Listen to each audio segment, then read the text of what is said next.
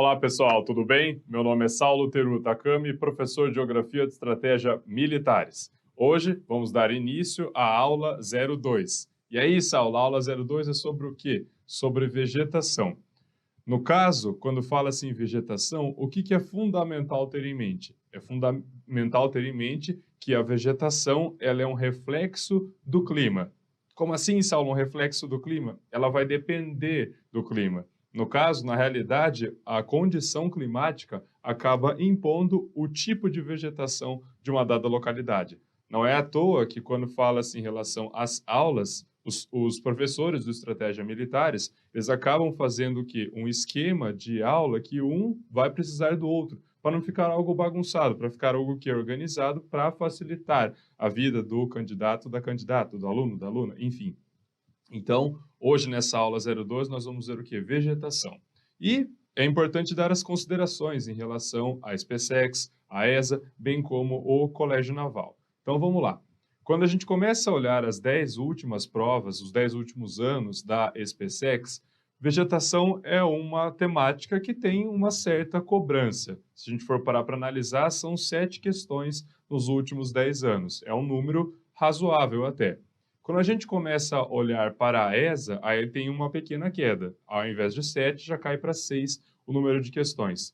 Vale lembrar que tanto a ESA, bem como o Colégio Naval, é o que? Específico em relação à vegetação do Brasil. Quando fala-se em relação à SpaceX, tanto a geografia do geral, bem como a geografia do Brasil, elas acabam sendo envolvidas. E aí, Saulo, no Colégio Naval, quanto que é a quantidade sobre vegetação que vem sendo cobrada?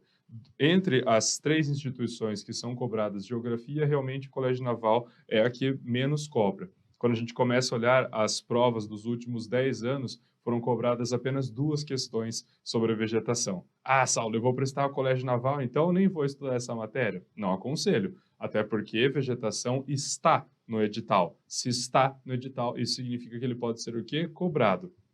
Claro, se você tiver numa situação emergencial, nossa, não vou ter muito tempo, aí é diferente, né? Paciência, mas considerando que você, espero, tenha feito um cronograma de estudos, siga ele à risca, inclusive veja a vegetação, por mais que, considerando o Colégio Naval, tenha o quê? Uma pequena porcentagem de cobrança, mas como eu disse, independente disso, está no edital, pode ser cobrado sem problema nenhum. Então, vamos lá. Mais uma vez, tem que sempre ter isso em mente. A vegetação, ela é um reflexo do clima, um reflexo dessas condições climáticas. Além disso, é importante ressaltar também que a vegetação, ela acaba fazendo o quê? Diversos links com outras temáticas dentro da geografia. Ah, é, Saulo? Sim, principalmente quando a gente fala-se em relação à própria climatologia, bem como quando a gente fala em relação às questões ambientais. É impressionante o quanto acaba existindo link entre elas. Outro ponto também é o quê? Com outras disciplinas, como a biologia, por exemplo.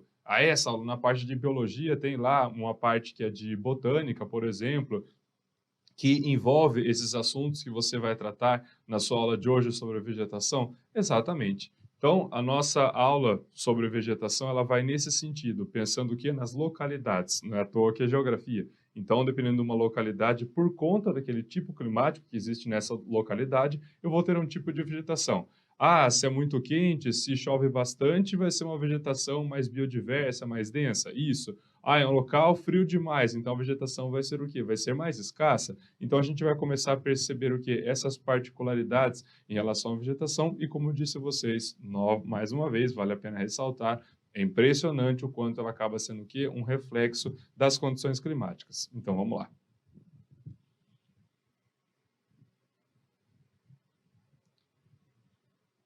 Então, caso ainda não nos sigam nas redes sociais, tanto pelo Instagram como pelo Facebook, Estratégia Militares, no canal do YouTube, Telegram, e-mail e minha conta particular no Instagram, prof.saulotirutakami. Então, vamos lá. Aula 02, vegetação.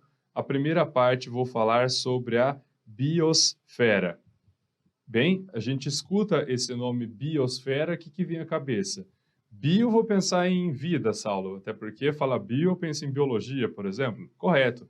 Aí essa esfera, você vai pensar na esfera, ou seja, falando do nosso planeta, a esfera, que é praticamente uma esfera, vamos falar dessa forma, a geóide, exatamente. Então, falar em biosfera, estou me referindo aos seres vivos que estão dentro do nosso planeta. É claro que, considerando a condição de vegetação, vai ser o quê? Os seres vivos específicos. Então, vou falar do reino vegetal. Ah, o restante você não vai tratar, Saulo? Não. Falando do reino animal, sinceramente, nem sei como é tratado na biologia. Se fala sobre protista, enfim, não sei como que são as terminologias corretas aí com o professor Daniel, sem dúvida nenhuma. Mas, enfim, pensando então dentro dessa biosfera, é sobre a vegetação que a gente vai trabalhar. Continuando. Então, diante disso, é importante salientar que existem terminologias. E essas terminologias, elas acabam sendo o quê? Fundamental para ter esse entendimento da biosfera. Bom, primeiro falar sobre a atmosfera. Ah, Saulo, sobre a atmosfera você já falou na aula passada, quando você falou das camadas da atmosfera? Exatamente. Claro que não tem porquê eu começar a detalhar sobre a atmosfera, mas é sempre importante lembrar o quanto ela acaba sendo significativa para a vida no nosso planeta, inclusive quando fala-se em relação à vida do reino vegetação. Ah, é, Saulo, então vai depender da atmosfera? Sim, até porque em relação à atmosfera, o que vai acontecer nela? Ah, vai ter a emissão de, por exemplo, os gases do efeito estufa, que isso pode gerar alguma modificação meteorológica ou até climática. Exato. Quando a gente começa a pensar em relação à evapotranspiração, que a vegetação começa a liberar. Então, tudo isso vai fazendo com que tenha o que? Diferenças em relação à atmosfera, e essas diferenças também podem o que? Acabar afetando a vida vegetal. Além da atmosfera, a gente fala sobre as condições da hidrosfera.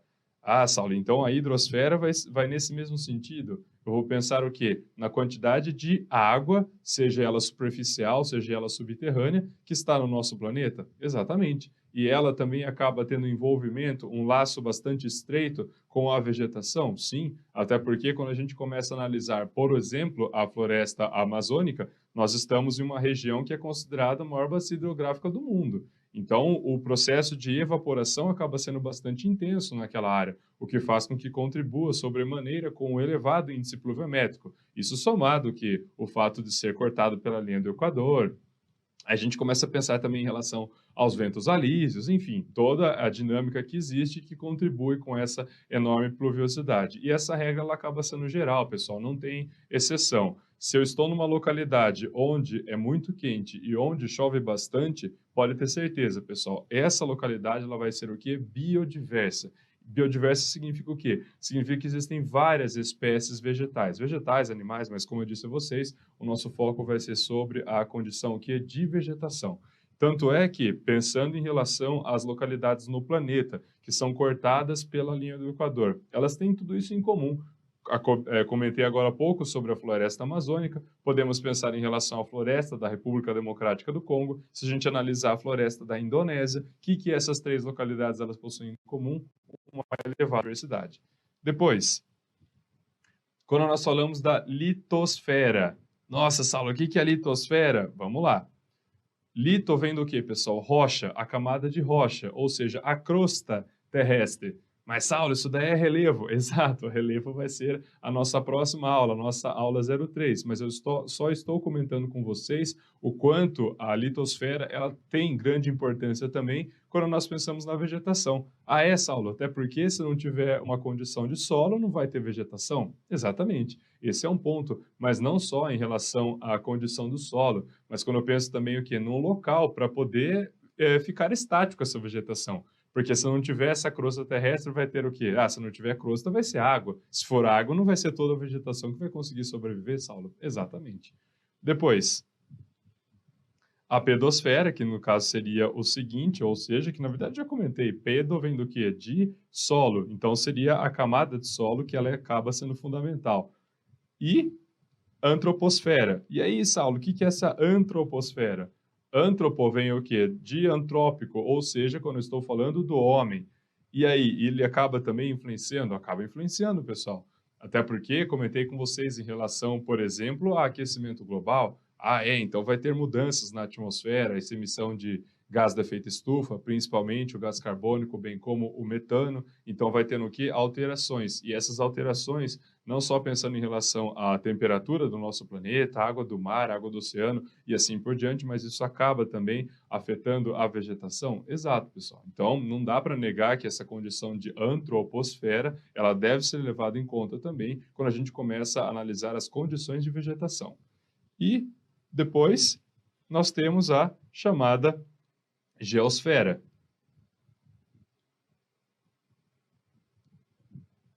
E aí, Saulo, o que que é essa geosfera?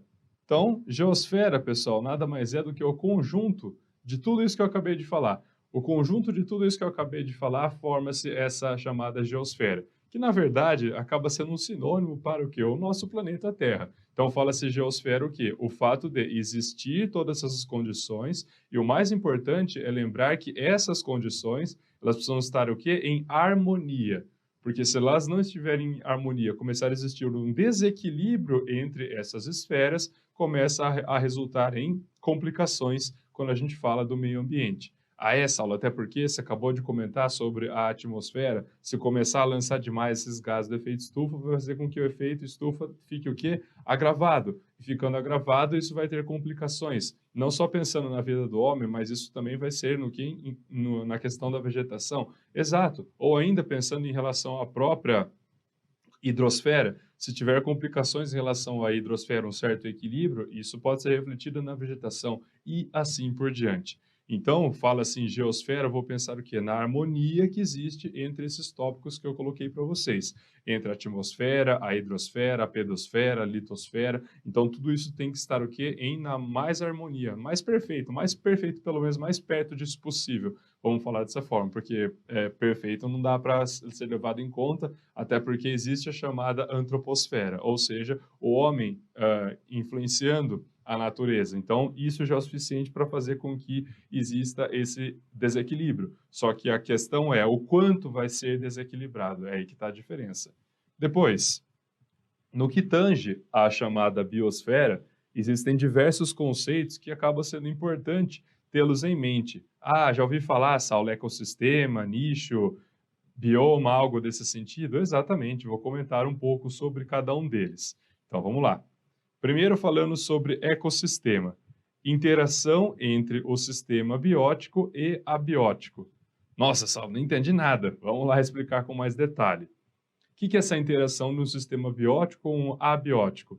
Então, você lê a palavra biótico, conforme eu havia comentado com vocês, esse prefixo bio, você vai pensar no quê? Vai pensar em vida. Ah, é, Saulo, você acabou de falar na biosfera, pensando em biologia, entre tantas outras palavras que começam com essa terminologia, com esse prefixo bio. Então, se eu falo em sistema biótico, eu estou falando dos seres vivos. Falando dos seres vivos, pensando em um ecossistema, mais uma vez, o nosso foco vai ser sobre a vegetação, mas nada impede que eu comece a pensar em relação aos animais, por exemplo, de uma dada região, ou ainda pensando em relação aos micro-organismos, fungo, bactéria. Ah, Saulo, tudo isso vai realmente fazer com que tenha uma modificação naquela dada localidade? Exato. E nós temos também os abióticos. O que vem a ser esse abiótico? A significa não. O que? Esse prefixo de não. Ah, quer dizer então que eu estou falando da interação de algo que não tem vida? Exatamente. E o que não tem vida? Ah, se eu pensar em relação à radiação solar, ela não tem vida. Se eu pensar na água, não vai ter vida. Se eu pensar em relação a uma rocha, não vai ter vida, solo e assim por diante. Então, o ecossistema significa o quê? A interação que existe entre esse sistema biótico e esse sistema abiótico. Muitas vezes, ecossistema acaba sendo colocado como até um sinônimo de bioma. E, na realidade, existe uma briga eterna dentro da biologia, até mesmo dentro da geografia, pensando em relação a essas definições. Tanto é que eu já vi na literatura que é colocado que bioma seria algo maior, e se eu for pensar em ecossistema, seria uma pequena particularidade desse algo maior. Agora, quando fala assim em relação ao ecossistema, já vi também que não, é o contrário. Ecossistema que vai ser o grande, bioma vai ser o pequeno tirado desse ecossistema. Enfim, independente disso, o importante é ter em mente que o ecossistema ele vai nesse encontro. É importante saber que existe essa interação que eu comentei com vocês entre os bióticos e entre os abióticos. Ah, é, Saulo, realmente tem que existir essa interação. uma vez que animais, por exemplo, precisam de água, exatamente. Então, essa interação ela acaba sendo o quê? Fundamental. Ah, comentei sobre água, mas se eu pensar em relação aos gases da atmosfera, com destaque para o oxigênio, também é considerado o quê? Abiótico, e a gente precisa dele para sobreviver. Continuando. Depois, nós temos ainda ecologia. E aí, Saulo, o que vem a ser essa ecologia? No caso, a ecologia é o estudo dos seres vivos no meio ambiente. Nossa, então é mais abrangente, Saulo? Exato, é bem abrangente, diga-se de passagem, esse conceito. Então, ecologia, pensando aí no estudo dos seres vivos, e olha como foi colocado, seres vivos. Então, são diversos reinos que possuem de seres vivos. Tem o reino animal, o reino vegetal e assim por diante. Então, fazer o estudo deles, isso significa o quê? Falar sobre ecologia. Ah, é, Saulo, até porque esse sufixo logia vem de estudo? Exatamente. Depois, biogeografia é a fitogeografia e a zoogeografia. Nossa, como assim, Saulo? Vamos lá. Então, novamente, bio vem do quê? Vida. Geografia vem o quê? Da palavra de descrever uma localização. Então, vou descrever uma localização que tem vida. Isso é biogeografia? Exatamente. Pensando nessa condição de fitogeografia, estou falando sobre o quê? A vegetação. E, na realidade, o nosso ponto central da aula de hoje vai ser justamente isso, a fitogeografia. A gente vai ver os tipos de vegetação em diferentes localidades, tanto do nosso Brasil, bem como do mundo.